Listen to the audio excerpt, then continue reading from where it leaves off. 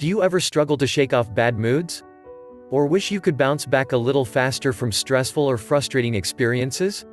If so, join the club. Most of us struggle with difficult emotions and moods because we were never taught much about our emotions, either how they work or how to work with them. As a result, most of us feel bad for having them and try to make them go away as fast as possible. But, when we try to eliminate or escape from difficult emotions, we only train our minds to be more reactive to them. Instead of constantly trying to fix or eliminate difficult emotions, what if we learned how to work with them? What we could learn how to stop fighting our emotions and live alongside them. In short, what if we could build a better relationship with our emotions? I believe the key to building a better relationship with our emotions and creating a healthier, more balanced emotional life is the regular practice of emotional fitness. What is emotional fitness?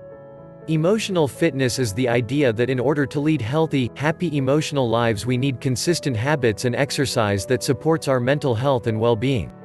Just like physical health depends on a foundation of good diet and exercise habits, our emotional health depends on a foundation of positive habits and exercises.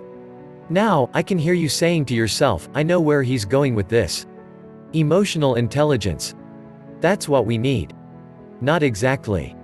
While the concept of emotional intelligence has picked up steam over the last 20 years, I don't think it's a helpful term for the simple reason that it's too intellectual. Emotional intelligence implies that we can have a healthier emotional life if we're smarter about our emotions and learn more stuff about them. In other words, it implies that a healthy emotional life is primarily a matter of knowledge and understanding.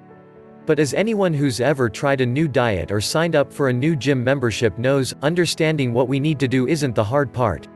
We all know we should eat more veggies and less junk food and that we should watch less Netflix and go for more walks.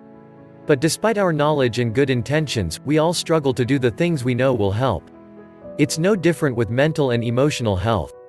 Understanding our emotions is important, but the far more challenging part of developing mental health and well-being is the practice. You might understand intellectually that beating yourself up with lots of negative self-talk only makes your mood worse.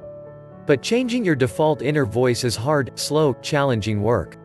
You might understand intellectually that you should be assertive and speak your mind. But tolerating the anxiety that comes with asking for what you want and setting boundaries on what you don't is another story. You might understand intellectually that exercise is one of the best ways to combat depression. But getting yourself out of bed and into the gym doesn't just happen because you know it's good for you. I prefer the term emotional fitness because it implies that to achieve meaningful and lasting change in our emotional lives, it takes a commitment to exercise and new habits in addition to more knowledge and information.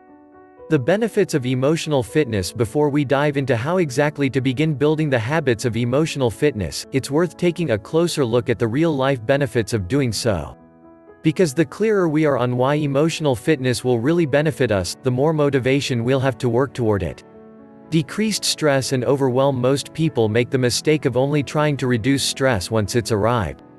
And while stress is occasionally unavoidable, the biggest reason we get stressed out and overwhelmed is that we're not very good at managing our stressors.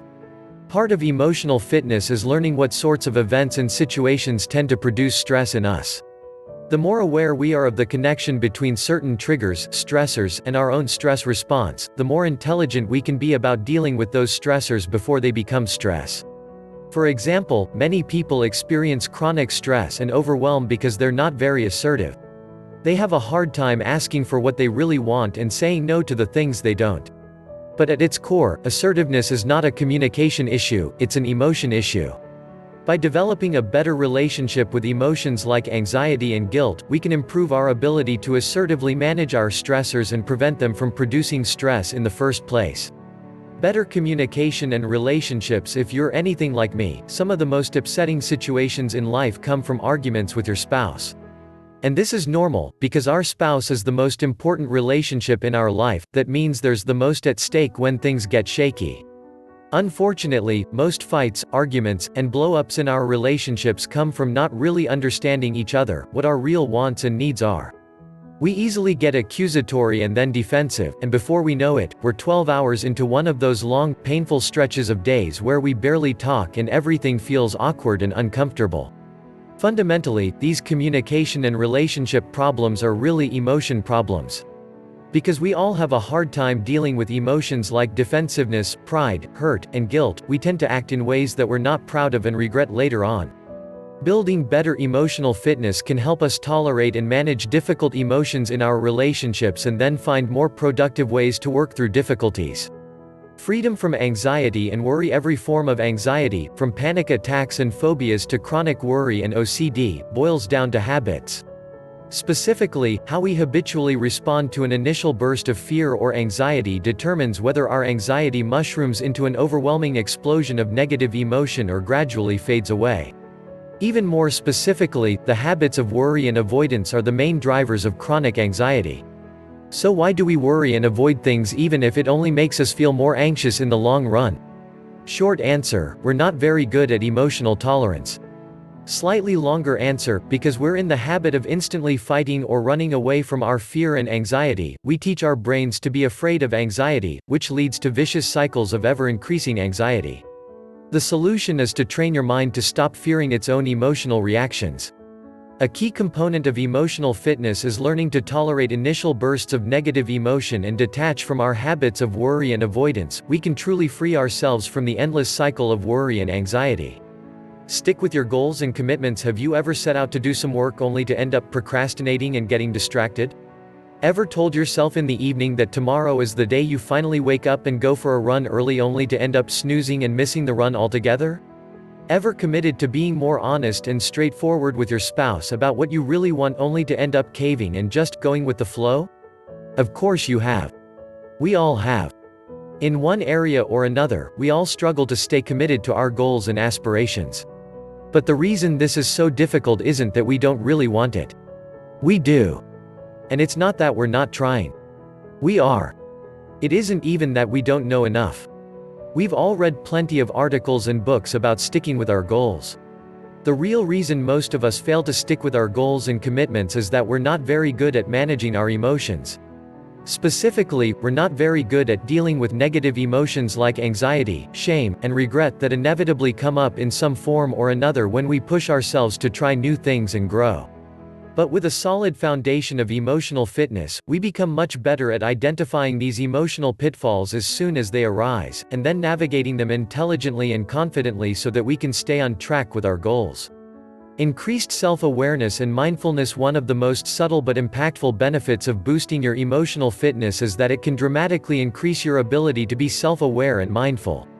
When we start building a better relationship with our emotions, it frees us up to really look at and observe our feelings rather than instinctively reacting to them. This ability to slow down and be with our feelings, even the difficult ones, is a hallmark of truly self-aware people.